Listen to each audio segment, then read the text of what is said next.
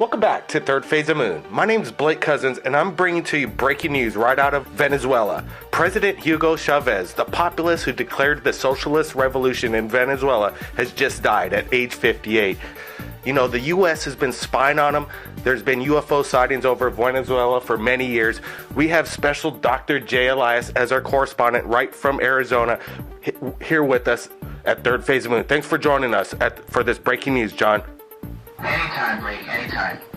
Okay, so what do you think about this, the dictator? Some people don't claim he's a dictator. Do you think is a possible CIA giving him cancer? Let me start with two things. First of all, Hugo Chavez has been a hell of a threat to this country from day one. He had never, ever hesitated to step up and be a vocal person against all our values and everything we have to this country. Second, Fidel Castro. The U.S. government, the CIA, sent down the mob. They even went as far as to trying to get an exploding cigar in his mouth. They even went as far as to trying to drugging him with LSD on a radio show.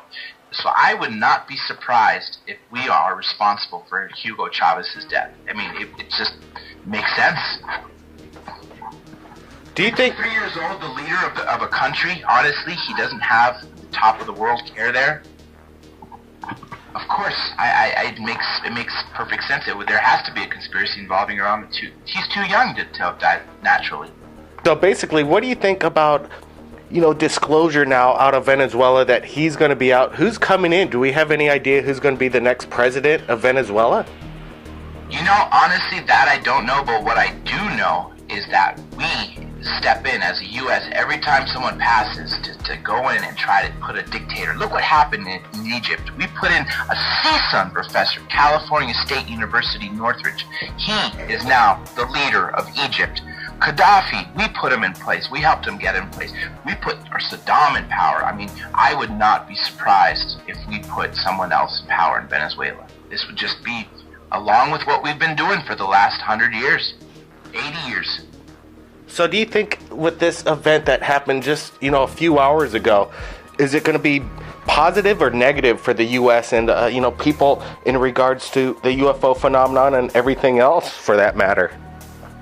Well, it could be positive, it could be negative. It could be positive if we step in and, well, that's the thing. If the U.S. steps in, because the U.S. is obviously withholding disclosure, but if the U.S. steps in and puts someone else in place there, then they're going to be our little puppet.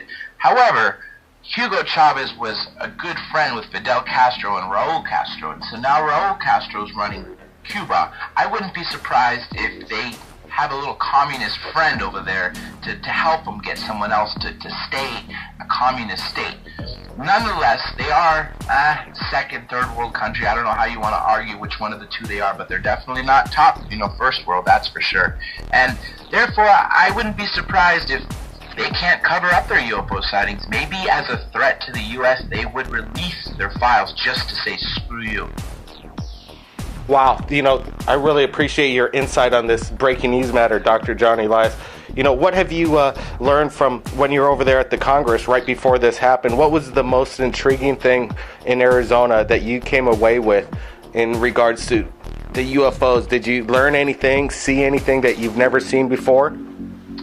Honestly, some of the same old lectures.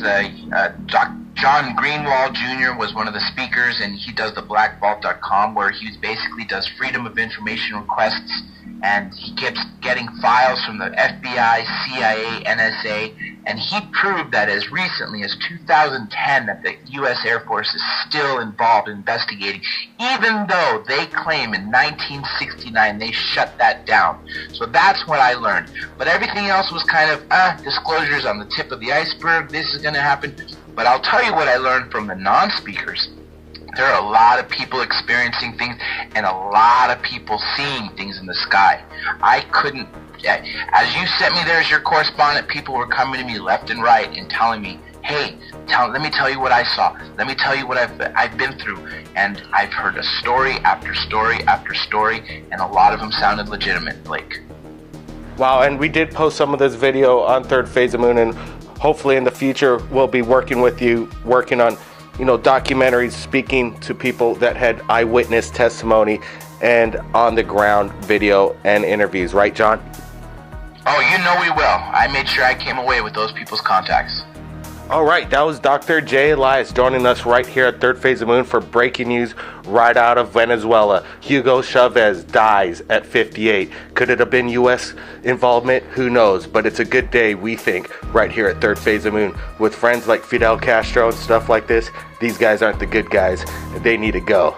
My name's Blake Cousins, and if you've captured anything amazing, send it to us at Third Phase of Moon. We'll see you again next time.